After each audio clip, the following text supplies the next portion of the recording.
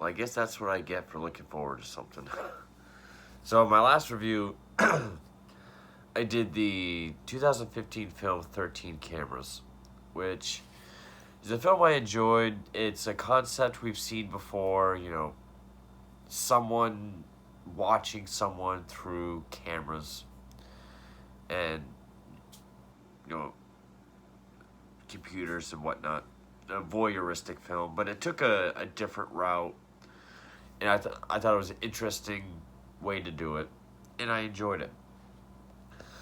So I was looking forward to its sequel, which came out in 2018, very cleverly titled 14 Cameras, which it was written by the writer-director of 13 Cameras, Victor Zarkov, but it was directed by Seth Fuller and Scott Hussian. Neville Archibald returns as Gerald, the creepy slumlord voyeur camera guy. I was not a fan of this film. This reminded me of, it's one of those sequels that really just opens the world of these characters in a way that I don't find it interesting. It really reminded me of Hostel 2. There's aspects that really reminded me of Hostel 2. One of the reasons why I don't like Hostel 2. Also elements that reminded me of The Collection. Now, The Collection I do like. Nowhere near as much as The Collector, but I do like The Collection.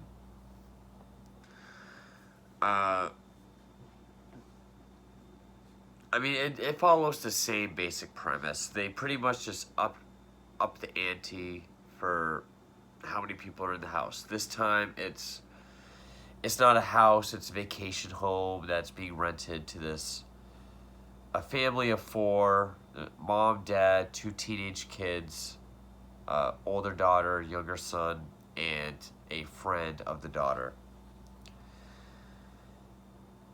And we have, of course, Gerald, who has cameras The film opens up with a couple already staying there. And something happens. He ends up killing the guy, and he takes the girl captive. He puts her in a bomb shelter. Which, this is what reminds me of The Collector. Because what was her name? Brianna Moncrief. Brianna Moncrief returns as Claire, the female lead for the previous film. And it reminded me of, okay, we're seeing more of his operations. People that have fallen victim to him, knows how he works, sort of understands what's going on. Like The Collector. That was one of the aspects I didn't really care for in The Collector, even though I thought that was well written. But the Hostel 2 aspect, because what I didn't like about one, I think the first Hostel it's in my top 10 most overrated horror films ever. I always found it very disappointing, very overrated. But I liked the idea of, okay, there's this small club organization that, pays to torture people. And then Hostel 2, it turns into this worldwide online auction and just opens it up. If you can do it in an interesting way, then, okay, then it's interesting. But maybe this could have been interesting. The difference with this is he's not just watching the videos for himself. And even the tagline of the film is he's not the only one watching. He is now live streaming his spy cams to the dark web. Which could have been an interesting concept. I'm sure there's a direction it could have gone in. Or if it was a completely different film altogether. I just feel it takes away from the character it takes away. You know, I'm not trying to sound like, it's more brutal when he's a pervert. It's scarier when he's more fucked up. I'm not saying that. I'm just saying the first movie established that so well with certain scenes. Like I forgot to mention in that review, when he gets to go in the house that he's watching, like when the people are gone, he walks around. He has a thing for putting toothbrushes in his mouth, which, and we find out when people go to use it, they say it smells like shit. He does it in this film too. Smells clothing. He, tastes the girl's lipstick. Goes through their purses. So, it established that he is this perverse, disturbed individual. And here, it feels like he's doing it for someone else. Or a collective of people. I thought that, which can be messed up in its own right, but I thought it took away from the character. The characters in this, there's not much to them. You don't really get to know much of the parents. You really only get to know the kids, and they're not interesting. I mean, you have, who do we have?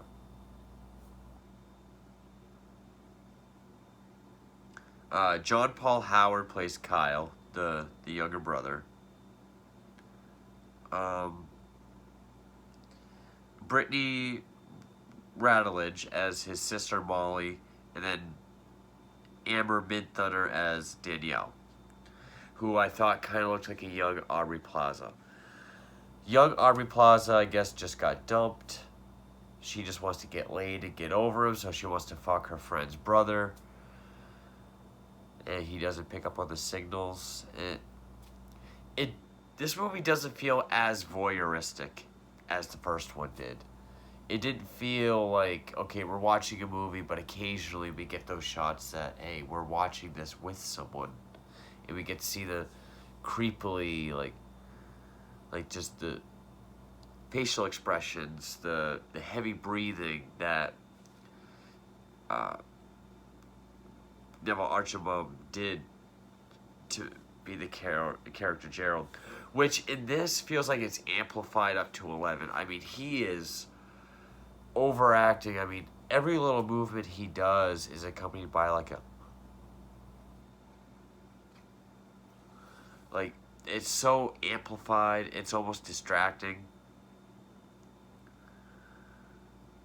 And more of the stuff we see on the actual, cam looks just like a fucking Paranormal Activity film. The two girls share a bedroom. We have the camera, we have bed here on the opposite wall, laying in bed talking to each other. It's like waiting for something to happen. I just didn't find this movie that interesting. And then, I guess one of the subplots is Claire is now in this bomb shelter. It doesn't say how much time has gone by, but Gerald now has a kid. He has, the baby from the ending of the last one, except he's now like 8, 9, 10 years old. So we're supposed to believe, he's kept her alive that long. She still looks more or less the same. I mean, same actress. And yes, I know people like, J.C. Dugard. Yes, she was held captive for over a decade. I remember my video where I talk about everything on this shelf. I was talking quickly, and I ended up saying Lacey Dugard. So, of course, someone corrected me. But didn't just correct me on her name. Told me her entire story as if I was talking about someone completely different. But that's the internet for you. It's like, oh, you said something wrong, so I'm going to correct you so that you know that I know it. So yes, J.C. Dugard, people like her. It's possible. I don't buy it. And that's another thing about the first film is it felt realistic. It felt, someone can go out and buy these cameras, sync them up somewhere if they have access to your home or if they don't, and just watch you. That's what made the first one, that's what really added the creep factor to the first one. This one, and I mean, yes, the dark web can be a scary place. The dark web can be a fucked up place. There's one part where young Aubrey Plaza, I think she's getting ready for a shower. And you see some of the chats that are popping up, and it's like, holy fuck. Because she's supposed to be like 16. And we see that her underwear is now on the floor. And someone says, how much for the underwear? I'll give you $5,000. So he goes to get it. One scene that I thought was executed very well was because her underwear goes missing. And she's been flirting with her friend's brother this whole movie. She accuses him of stealing her underwear. And now she just, gives him the cold shoulder, won't talk to him. And of course, she had just been cheated on by her boyfriend before the events of the film, but we're told that's what happened. So they're sitting in the bedroom talking to each other, the two girls, and talking like, what is wrong with men? Why do they push these boundaries? Why do men do this? But when it cuts, we still get the voiceover, but it's a shot of Gerald sniffing her underwear.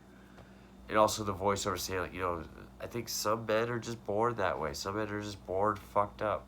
And the music has like that subtle, dark sound. I thought that scene was played out well. And it jumps kind of back and forth between, this family being watched and the two women in the bomb shelter. Claire and the girlfriend or wife from the opening of the film. And, Claire tells her, don't bother escaping, he'll get you. One girl escaped recently. She's like, maybe she got away. No, she didn't. Well, how do you know? Because he had me dig a grave for her. Eventually, she does try to escape. She does get killed. Claire does have to dig a hole. And it all builds up. And this part I thought was kind of different. I can at least say this sequel is ambitious. Because it is doing enough of the same for the first to be, relevant, but it's going bigger. It is being more ambitious, making it so he's doing it for the dark web. And at one point, someone, probably the same guy, says, how much for the girl? And he says, not for sale. Give you $100,000, not for sale. And then other people, because I guess people in the dark web are very computer savvy. They're able to find, your UPC or whatever, find out whatever it is to find your location. Find out, it's at least in this state, and he's trying to delete the comments and block everyone. And then someone posts a picture of the house. So he has to go there to save them, which I thought was different. And yeah, a guy does go to kill the girls, take the girls, or at least the young Aubrey Plaza. So Gerald has to kill him. And there is that part when, they're tied up, they're gagged, and he's like, it's gonna be okay, but you saw my face, but you don't have to die. So he leaves them tied up. All the while, his son, Junior, I guess is starting to figure out who this guy is. He's noticing all this spy gear coming to the house. He stumbles across his monitors at one point.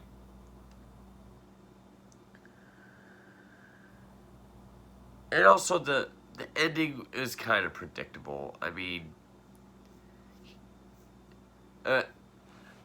it must be self-aware that the movie that no one cares about these main characters because, well, now he's at the house. And it was just the girls. The parents and the son went out to dinner, but then they come home. Hell breaks loose. He does end up taking young Aubrey Plaza back to his place. But, you know, somewhere down the line, Claire, young Aubrey Plaza, break free. Junior helps him. They end up running over Gerald, taking Junior with them. And the movie doesn't say what happens to him. I mean, I guess it's obvious because the next scene is the cops. They're driving, talking about that guy, several houses, watching all those people, doing it for other people. Like, he's a psychopath. So we get the idea that they made it away, but it doesn't really show anything. We just get more exposition about him, which again makes him kind of less interesting. And then we get this scene of him in Mexico. So we got away to Mexico. He shoos the guy away from looking into the windows of his truck. Gets in his truck. Says buckle up to the back, and there's 3 girls tied up. So he's continuing his activities in Mexico, which I felt was predictable. It set it up for a sequel. I don't know if there's going to be a 15 cameras. I don't really care if there is. And, I was thinking about just how well the character was done in the first film. Even some moments here. He does go over the top a lot in this one. But I was thinking of, okay, recent films, not like a monster or, not someone like Terrifier, as awesome as Terrifier is, just a person, a psychopathic person. Whether it be this guy as Gerald, the guy as, Creep for the 2 Creep films, the found footage Creep films. I know Wolf Creek came out a while ago, but, Wolf Creek 2 came out, I think, in 2014. Mick from those movies. They're all very different kinds of psychos. They're very interesting. Why? Because we don't know a lot about them. We just see what they do. They're very enigmatic. The actors came back for both films, and their each respected series. They're all 3 very different psychos. In this one, I feel like I try to explain a little more. Not so much explain like a backstory, but I don't really know. It doesn't really show his motives for why or it went over my head because I was not interested in this film, not like I was the first one. Like, maybe he wants to save these girls because a murder in the house would cause attention because he likes watching them. I don't know.